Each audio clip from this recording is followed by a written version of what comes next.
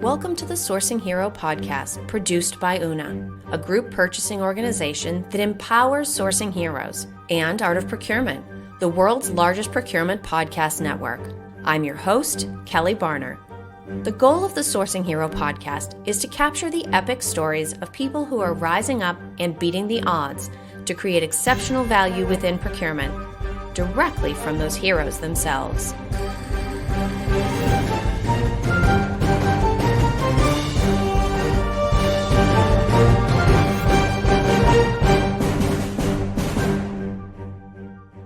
Today, my guest on the Sourcing Hero podcast is Jeff Bever.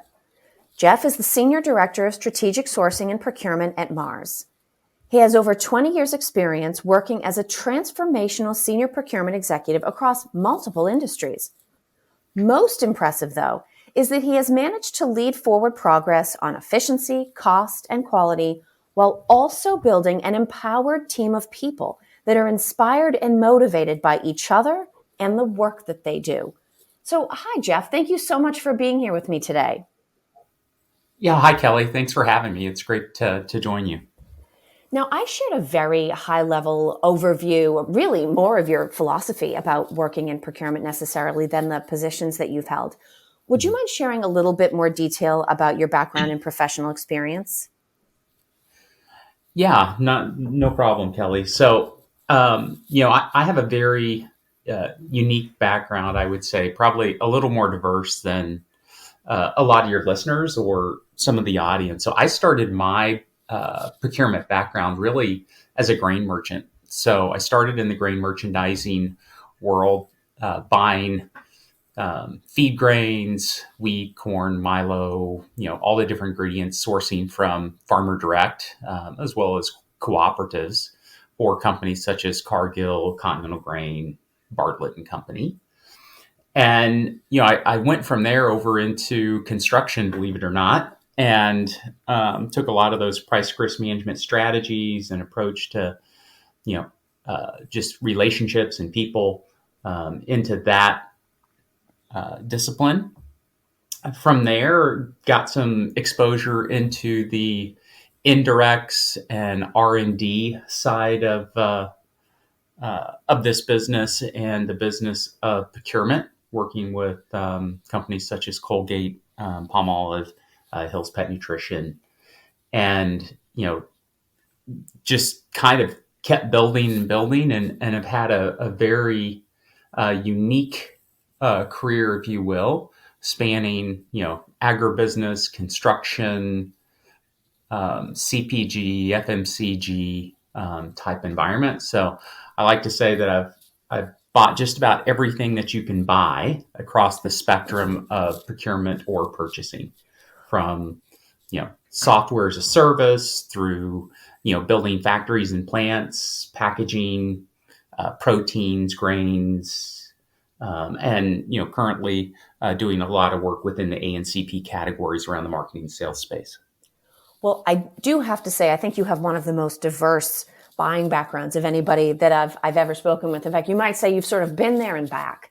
But when we think about what's universal and all that, one of the points that you made when we spoke previously that I always like to talk to people about this, because I think it's such a universal concern, is procurement's old sort of longing for a seat at the table feeling, that we never quite get what that thing is we're looking for, but we also don't seem to be able to shake that feeling that we're missing out on something despite the value and maturity progressions that we've made. Why do you think being overly focused on that seat at the table is such a non-productive path for procurement to follow? Yeah, Kelly, this is something that I always struggle with, not only internally, but externally with our peers, internally with my peer set. I think the reality is that the longing is the drive to make sure that we are contributing, that we're making a difference, that we, the value that procurement brings to the table is just as critical and as important as the supply, overall supply function, from a manufacturing standpoint, to the demand side, your sales and marketing piece. And And what I want to say to people is the reality is we're kind of already there, right? So if you're having the right conversations and we're involved in discussions with the leaders of our business. And I think the great thing is, the leaders of our business aren't necessarily always the CEO and they're not always the president, but it's really the people that are driving our business forward, that are leading our associates on a day-to-day basis. If they're coming to you, if they're listening to you, and you're able to help them grow and drive their business, you have a seat at the table. Because you don't sit on the executive, council, or you're part of the board of directors. I think that's the piece where we struggle and believe, from a visibility standpoint, that we're always longing for. Why aren't we up there with the CFO, the CEO, the COO? Why isn't there a CPO, up there? And what I would tell you is that's something we have to really move past and really focus on the work that we're doing. Because when we focus on the work, what's been proven and what we've seen is really a notice and a pull for our function, right? So, if you take what's happened in the last 2 years or so across the globe, our roles, people are talking about us, they're leaning on us, they're searching out people within our discipline and roles. I'm sure that all your listeners out there have get phone calls daily, if not every other day, to talk about new opportunities, room for growth. What can they do? Because this function is such a key to really a healthy organization, protecting our supply chains, making sure things deliver on time, making sure that we're meeting our customers' needs, and really supporting internally all of those other functions, helping them to meet and deliver on their goals and their obligations to their customers. Well, and there are two really interesting things that you said there that I want to dig into a little bit. One is about having the right conversations with the business. And when we think about having the right, I'll do this. I know this is a no-no for podcasting. I'll do air quotes. But if we're thinking about having the right conversations, it's both focusing on the right things and also using the right words. If procurement tries to move our mindset away from this very conventional idea around the signals within the enterprise that indicate we've sort of made it, how can we ensure that our language aligns with what the business expects to hear so that it sort of accelerates us down that road of generating results? Yeah, I think it's a good call out, right? So the first thing we have to do is speak the language. We can't speak procurement language. I think, if I reflect or lean back on just the different experiences, that I've had, but there's one thing that I've learned through my career. It's having empathy for, those around you and what everyone is facing, and being able to communicate and adapt to their needs and what their outcomes are. I think we as procurement sometimes focus too much on some of our metrics or KPIs instead of focusing on, what's really the outcome, and then building everything back from there. Because I think that's truly where the value of procurement is that, when we listen to what the outcome needs to be, procurement, we're great problem solvers, right? I mean, that's really what we do. We put people together, we bring perspective from a broader environment, and, we solve really complex and meaty problems. Yeah. And I think the other thing, and this is another sort of look back to one of the earlier things that you said, is that when we are truly business outcome focused, so not just focused on procurement KPIs, but truly focused on the business outcomes that everybody's pushing towards, when we think about who we need to be having those quote unquote right conversations with, it might not be the CEO, right? If we're really focused on changing the way a specific part of the company works, or creating an opportunity for the company to realize more value from suppliers and other third-party service partners, it might be somebody else that we need to have that conversation with. And ironically, because it's not a C-level person, it might be a whole lot easier both to get an audience with that person and to start building out a collaboration. So when you talk about thinking beyond the conventional idea of going straight to the C-suite and instead looking at who can help us move towards those goals, who are maybe some examples of the kinds of people that procurement might not even think about, but would be very effective collaborators for us internally? Yeah. So Kelly, what I would say is the business happens on the ground. So, this ambition that we have for the C-suite piece, you're right. Where we see and where I've seen us be the most effective is really partnering and collaborating with those individuals who are driving the business. So an example, making sure that for a regional distribution manager, if you're at a distribution hub, are you really solving the problems of the regional distribution manager? Or are you trying to face into the cost pressures that the CEO continues to talk about, wants to address? Yes. Are we here to manage the cost pressures? Are we here to help mitigate that piece of risk? Absolutely. That's a key function of procurement and what we do.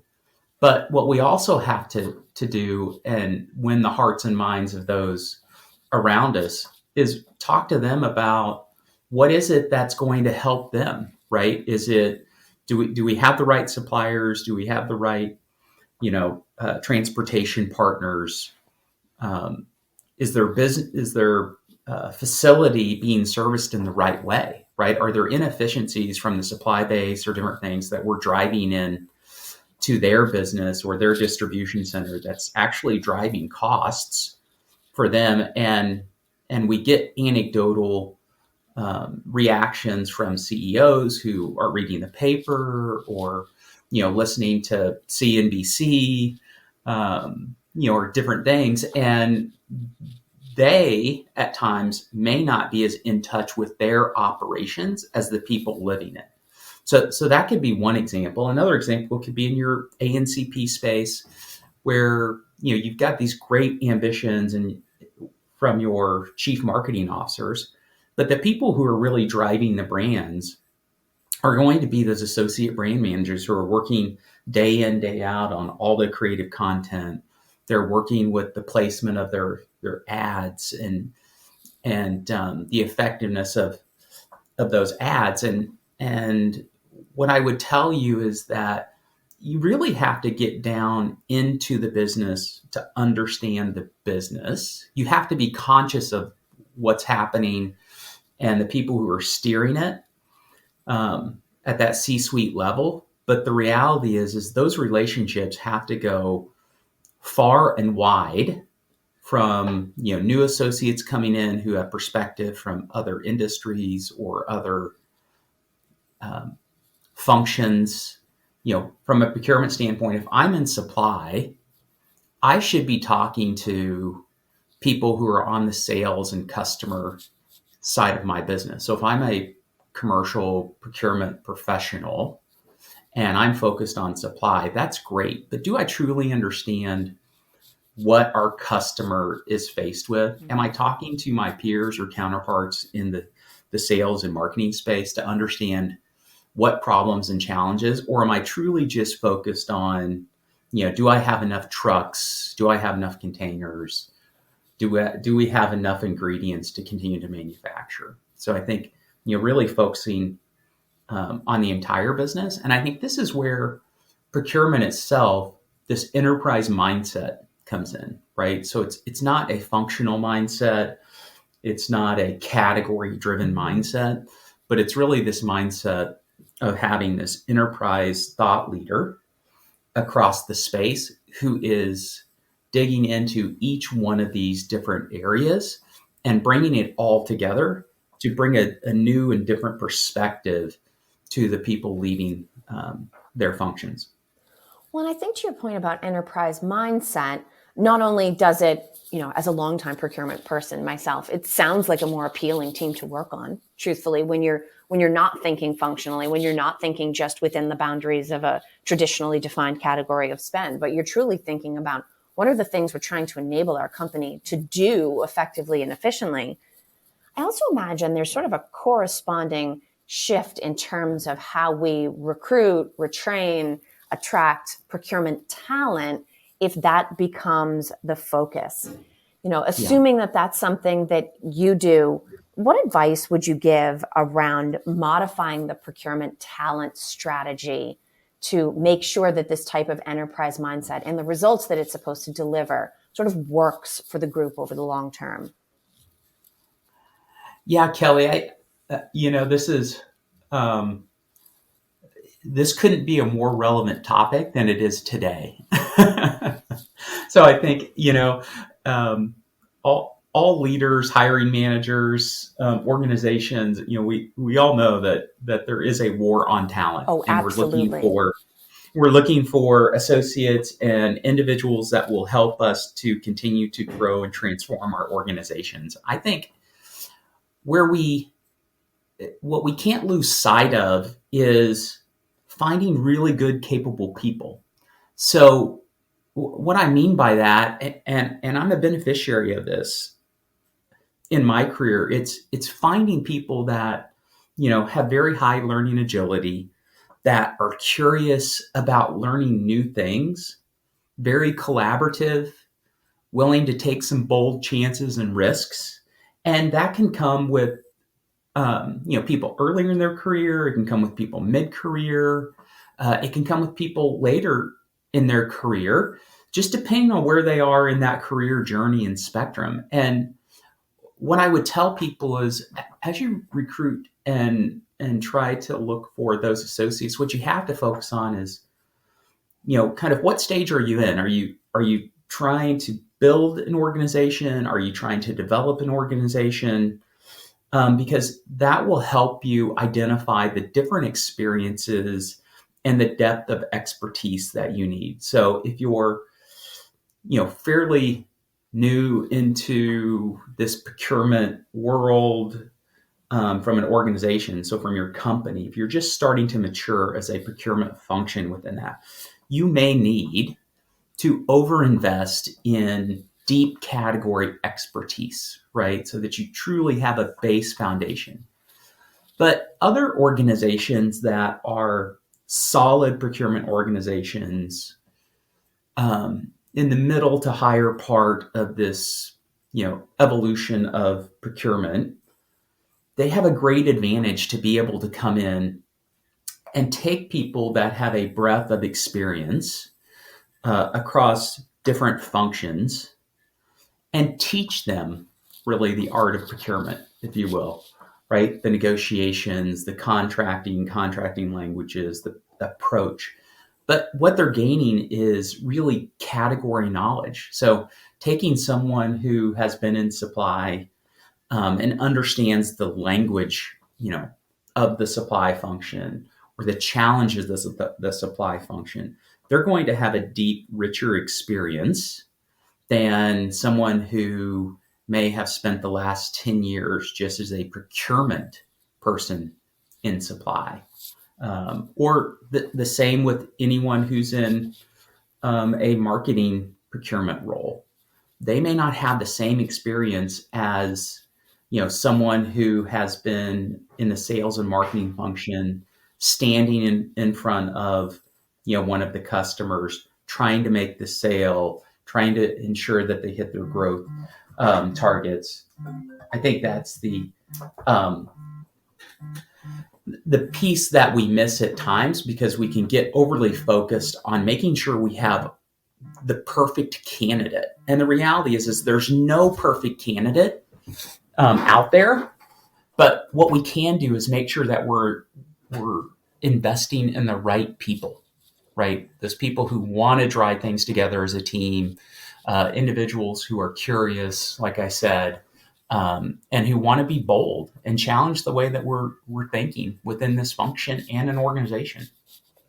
Well, and I think it's interesting. You talk about the fact that we can't hold out for the perfect candidate because in reality, we know that person doesn't exist. And the competition for good talent, we can't allow that idea of perfect to be the enemy of good, especially not in the short term. And as we think about, the type of boldness you described, the willingness to take informed risks, the ability to work together and sort of sense opportunities that may be slightly off the intended charted path. When you think about the idea, and I always give everybody a choice on this, of what does the idea of a sourcing hero mean to you? Or put another way, what do you think heroism looks like in a business context? What would you say to that? Yeah, I think for me, it's those individuals who are willing to make the right choices that are incredibly, tough. The right choice isn't always the easy choice. And I think individuals who are able to face into those uncomfortable conversations and really be I love this phrase that I heard from a line manager once, and it's the critical friend, right? The person who's willing to face into just the uncomfortableness of having the right conversations. Those people are the heroes because they know that it's going to create conflict. They know that it's going to make their job, more challenging or more difficult. But it doesn't take away from the positive intent that they're trying to do, which is they're trying to not only make themselves better, but the individuals they're working with, and continue to push and grow the organization that they're a part of. I think that's actually, I love this idea of the critical friend. When I think probably everybody listening in, I know I'm doing the same thing. You sort of think to yourself, okay, like who would I describe as a critical friend? And it's a very small number of people, right? Yeah. That's probably an indication that I'm thinking of it in the right way. There's not like a huge long list of people that I would think of as critical friends.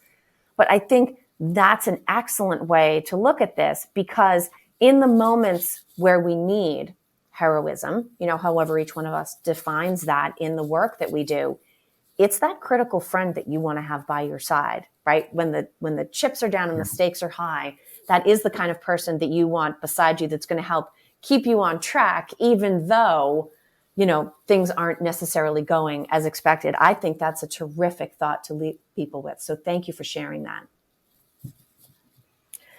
Now, Jeff, as we start to wind down our time, for people that have listened to our conversation today that would be interested in connecting with you or learning a little bit more about your background, what is the best way for people to connect or get in touch?